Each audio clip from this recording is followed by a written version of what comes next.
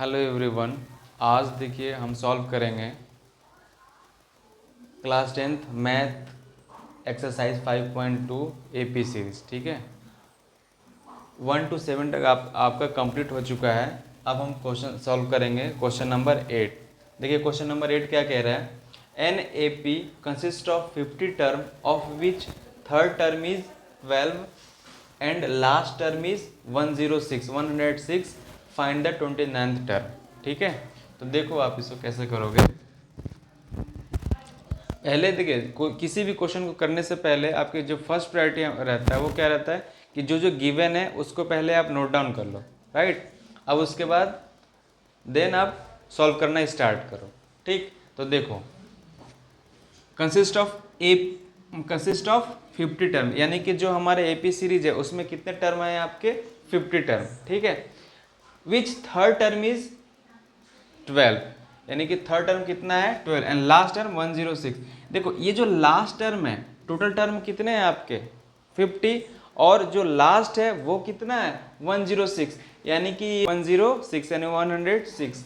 तो लिख लो ये 50। ठीक है, और ये 50 कितना दिया हुआ 106। ठीक है, अब ए 50 आपका दिया हुआ, तो ए 50 का जो फॉर्मूला लिखोगे इस बेस पे, तो एन इक्वल टू क्या होता है a plus n minus 1 d, right. तो अब यहाँ पे अप्लाई कर दो। ए 50 मतलब क्या है a plus 49 D, A plus 49 D. अब देखिए 49 कैसे हो गया, जो भी एन रहेगा उसमें से आप एक क्या करोगे सब्ट्रैक्ट कर दोगे, इसलिए हो गया ए प्लस 49 डी इक्वल टू कितना 106, इक्वेशन नंबर फर्स्ट। ठीक है, अब उसके बाद एक और हिंट आपको क्या दिया हुआ है, ए थर्ड की वैल्यू कितनी दी हुई है 12, तो लिख लो नाउ A3 इक्वल टू कितना 12। अब ए थर्ड यहाँ पे भी आप लिख लो क्या a plus 2d equal to कितना 12। ए भी सेम प्रोसीजर से ए एन इक्वल टू कितना a plus n minus 1d, सिर्फ आपको जो भी एन टर्म दिया है उसमें से एक आपको क्या कर देना है माइनस कर देना है।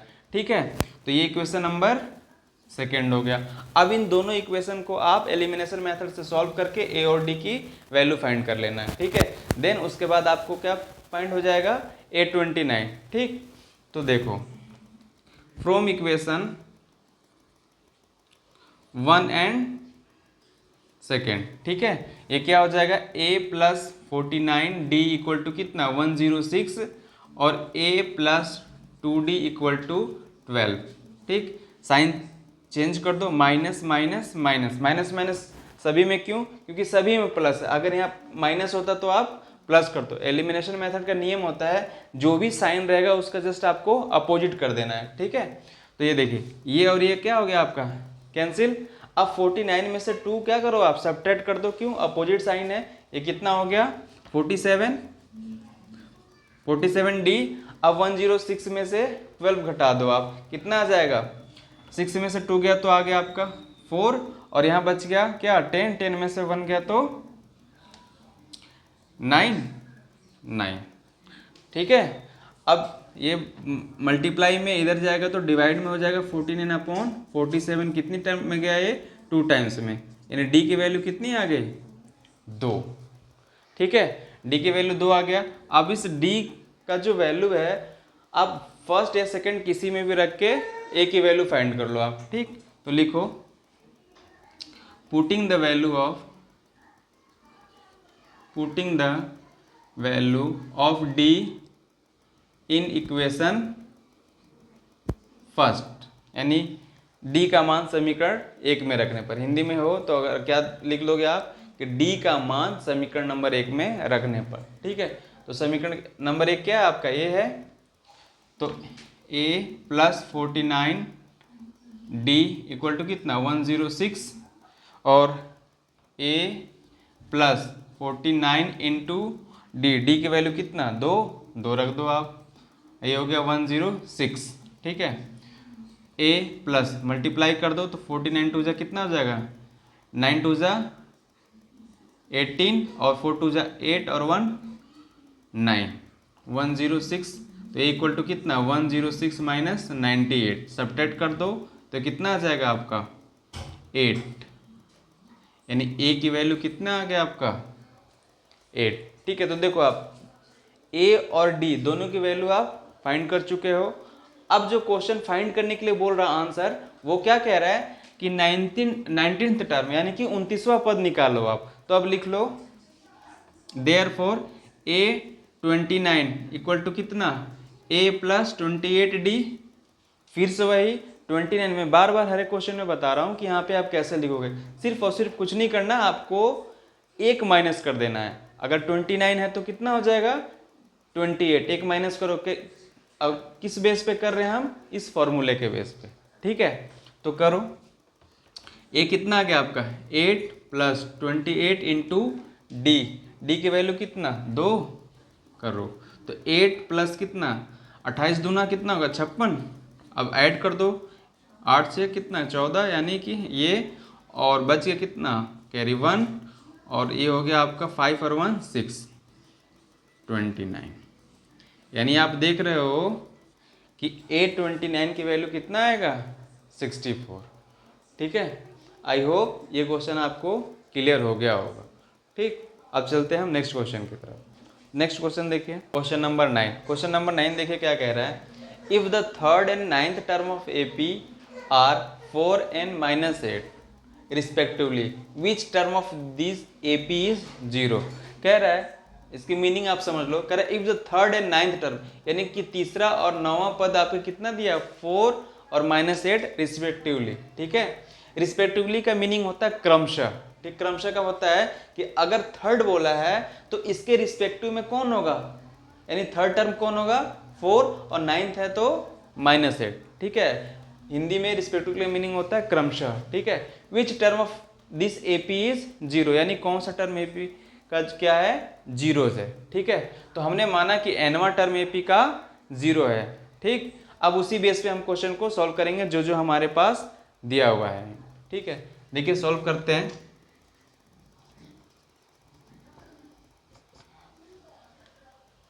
थर्ड टर्म दिया हुआ आपको कितना 4, तो गिवन में आप लिख लो ए थर्ड यानी कितना 4, और ए थर्ड मीन्स कितना ए plus 2d, A plus 2d।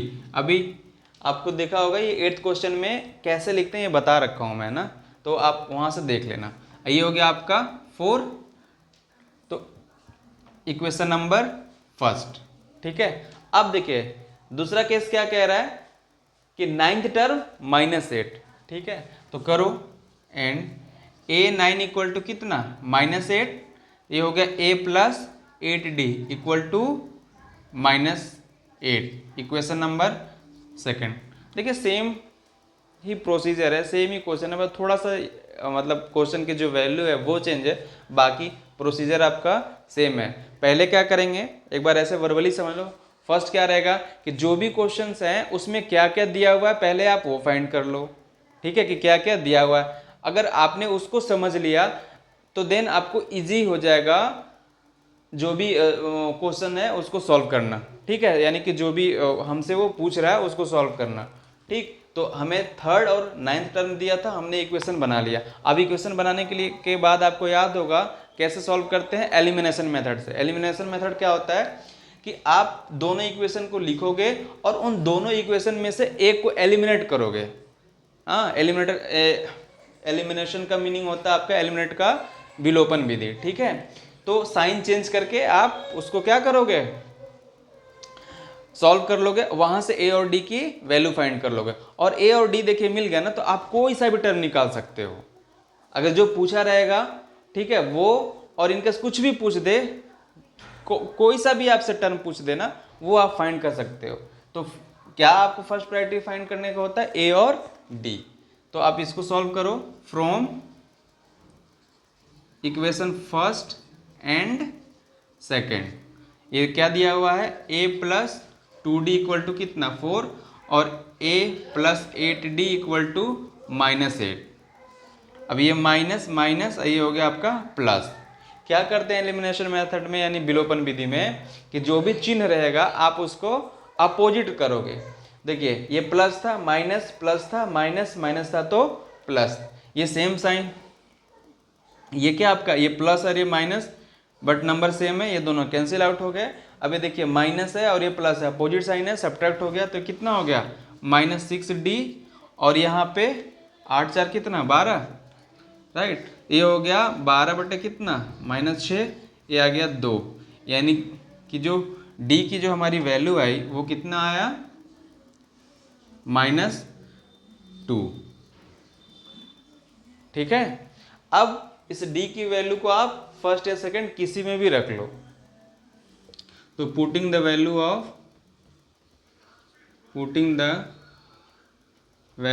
Of d in equation number first, आपने इक्वेशन फर्स्ट में रख लिया।